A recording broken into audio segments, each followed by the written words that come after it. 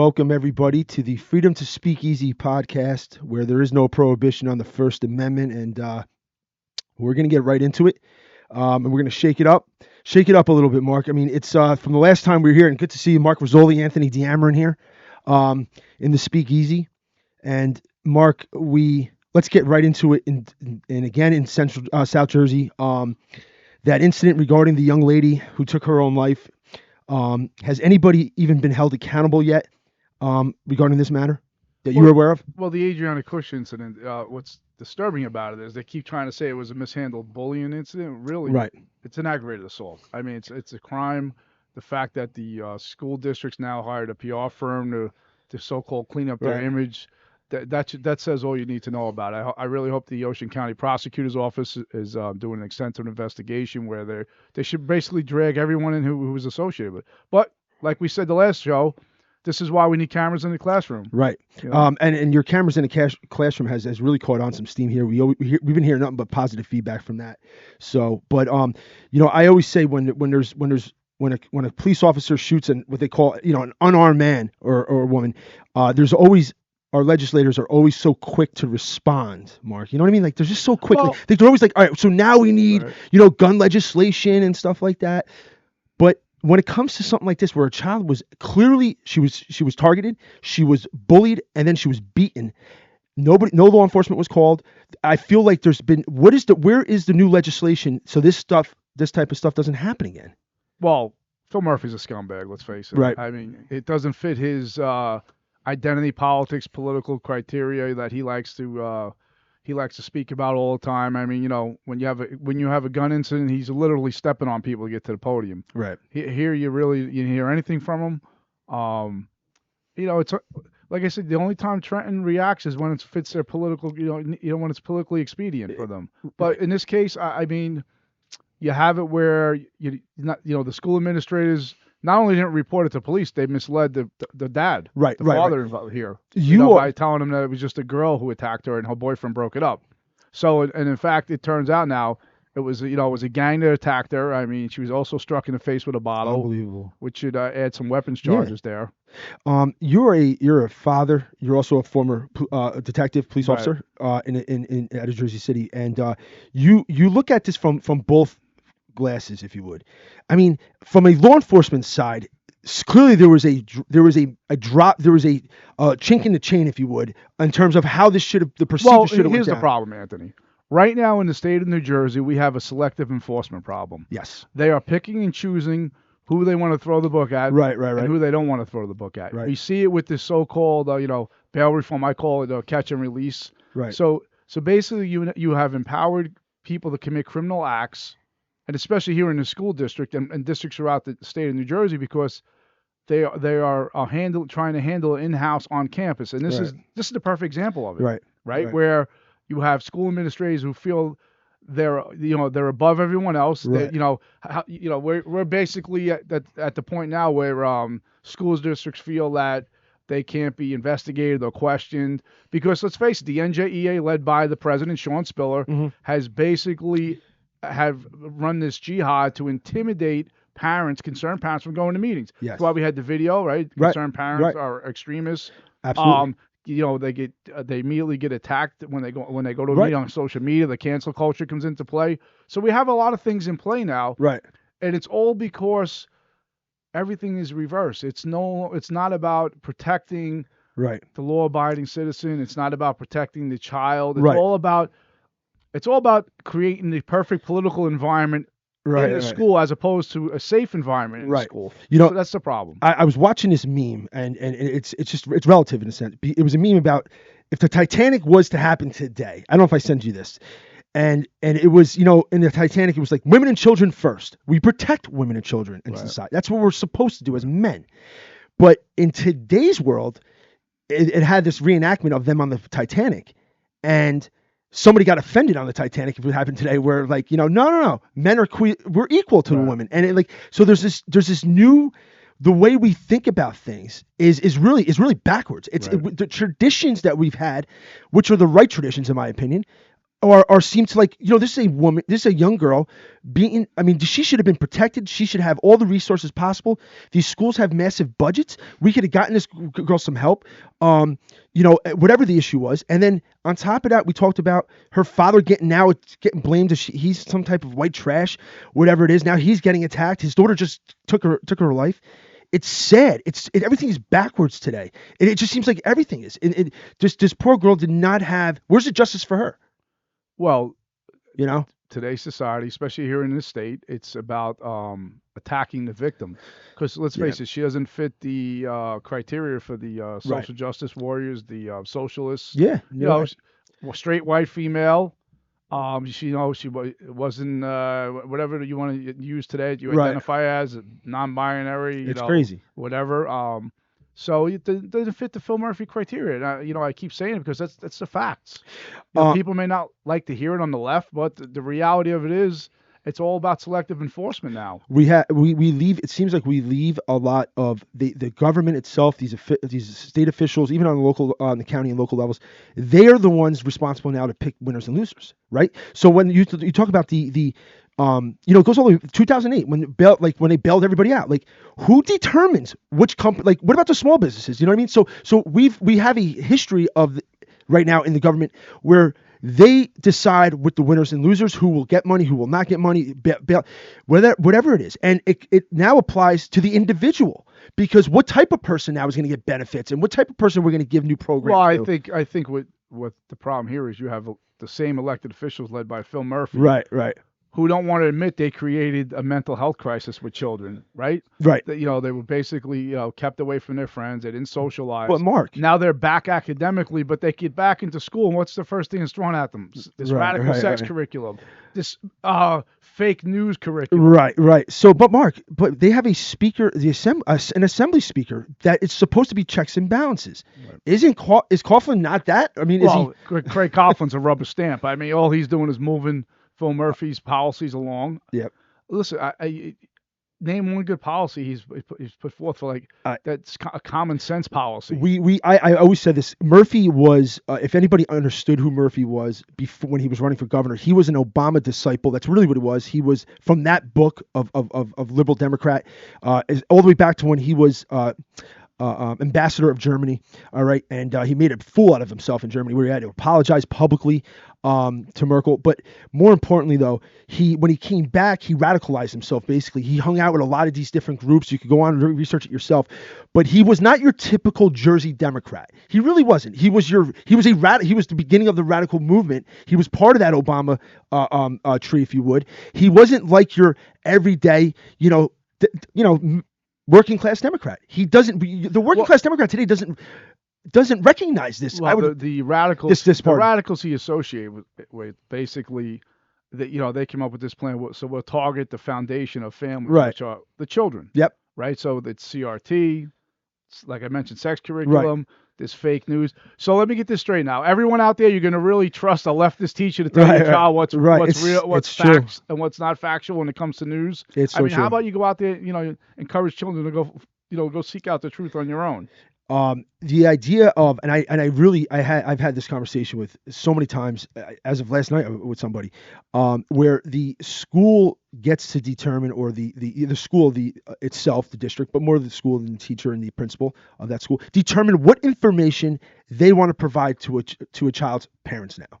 And it really is scary stuff.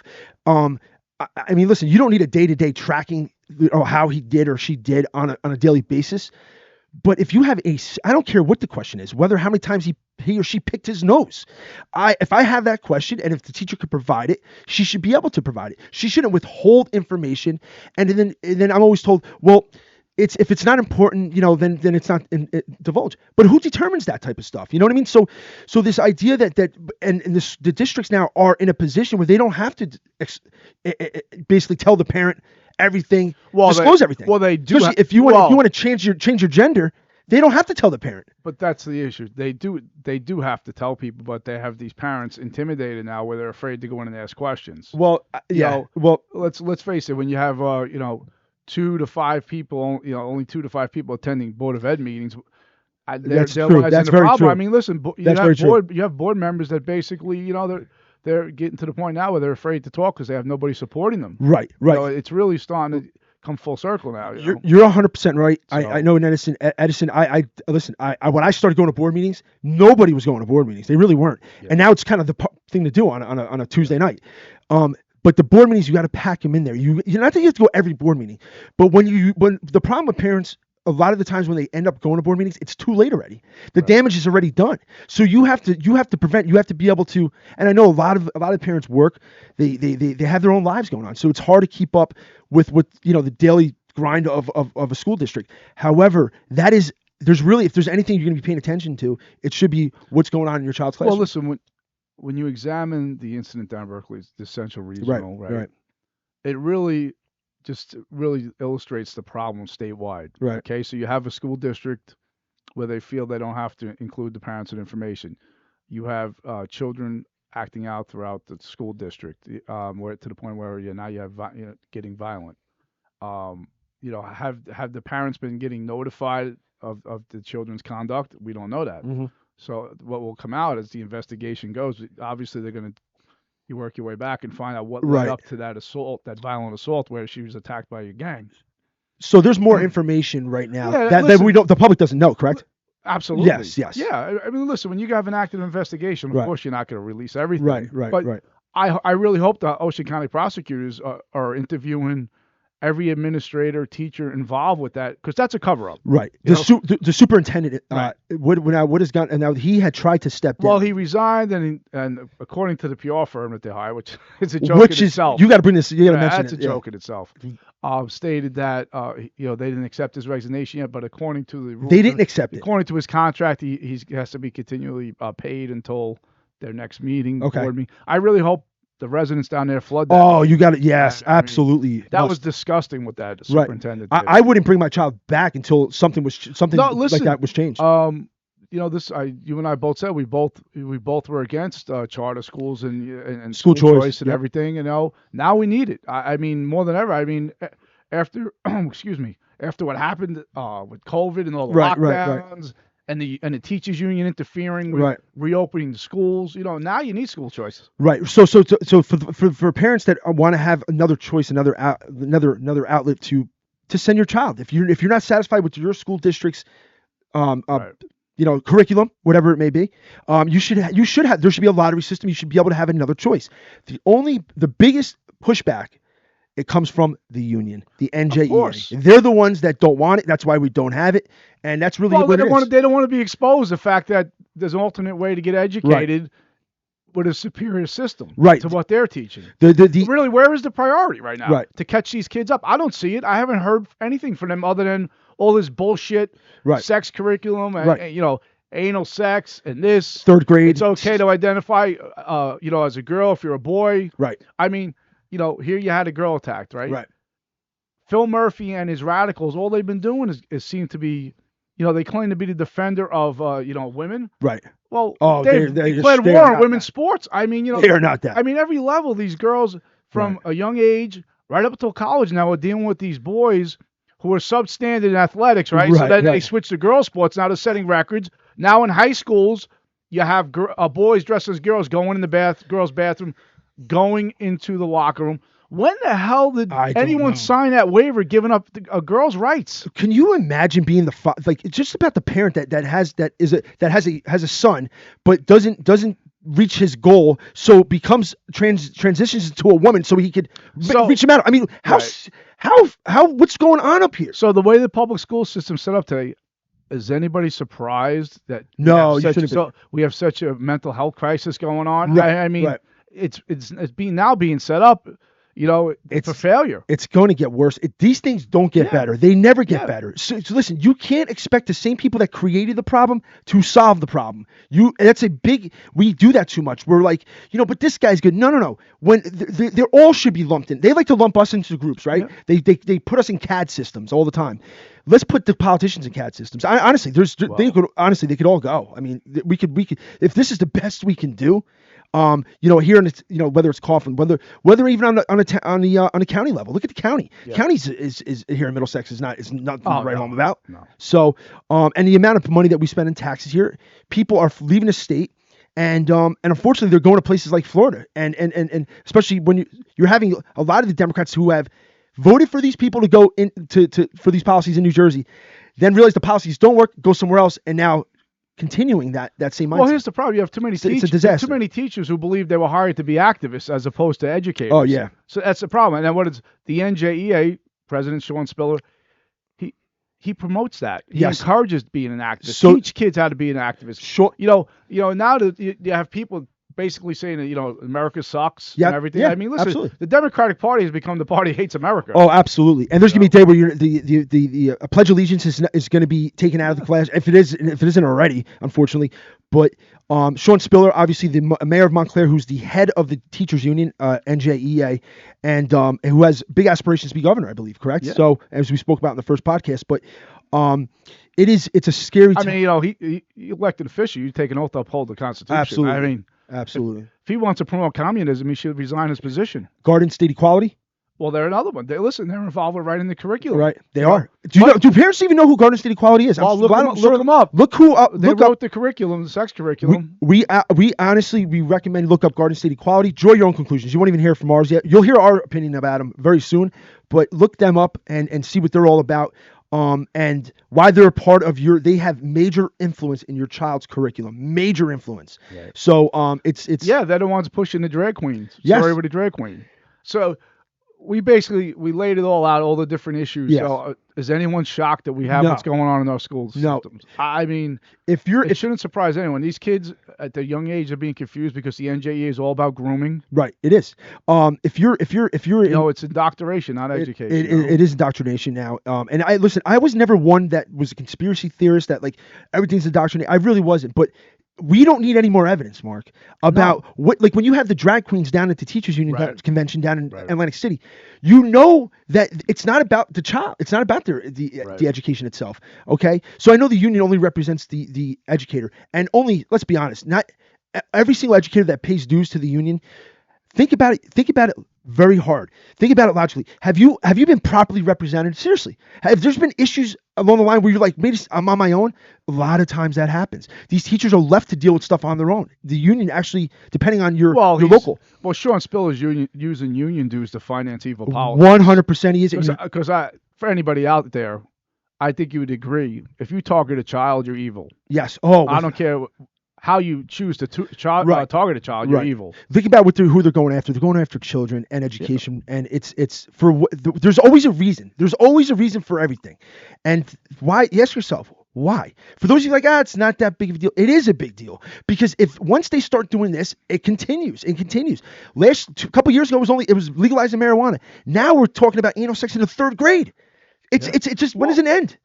All over the country, look, they're trying to get rid of the merit system, right? No more AP classes in certain states. And I always laugh at, Mark. I laugh at this. You're gonna like this. Actually, you're probably not. The state now they're getting rid of these vapes, right? You can't buy certain vapes. Townships now are adopting this law. I know Woodbridge is one of them, where if you smoke these vapes, certain vapes, if you're an adult, we know smoking for children are bad. All right, so if they get their hands on some, it is what I don't know how to. We got to do a better job as society. Yes. But they basically criminalize now stores selling that stuff. But you can go buy weed. You can buy. Where are we going here? Well, it's like secondhand smoke's bad, but when I come out of a Devil game, I have to secondhand marijuana smoke. Oh my God! How's Newark doing, by the way? Walking through that train station. I mean, what a disaster. Listen. Oh my God. Speaks for itself. I mean, it speaks for itself. So listen. But as far as we'll wrap it up here soon. As far as the young woman who passed down there. There needs to be change. There needs to be somebody held accountable. These students need discipline. They do. They need to be sent down. They need to be. Well, it starts at the top. It does. Absolutely does. If there's no accountability, the parents should be brought in. I always said that if the kids if they damage other property stuff, right. Parents should be held accountable. Absolutely, they should. And I always say education always starts in the household. Yeah. But it also they have, when you're paying taxes, you're giving them, they have the responsibility to keep our students, first of all, safe and staff, but then to work with the parent when stuff happens and law enforcement. And they clearly have not done that. So no, it's a shame. But we'll cover up. Yeah, it's a big cover up, big time cover up. And folks, before we wrap it up here, we're going to do our segment called The Last Call. And that's where Mark and I get 1 minute to speak about anything we like to speak about, up to 1 minute. Could go over if you want. Mark, what say you, buddy? Yeah, I just want to talk about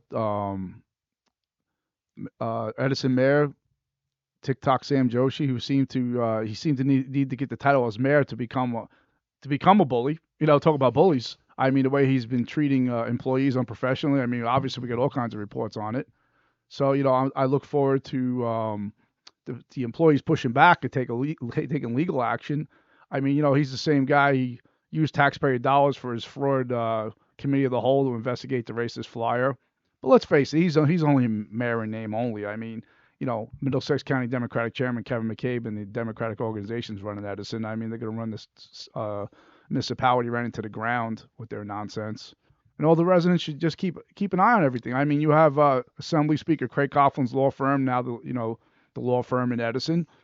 Someone out there should go Oprah request and keep an eye out on his billing practices. Make sure you're not getting overcharged or anything. You have a right to do that as a resident.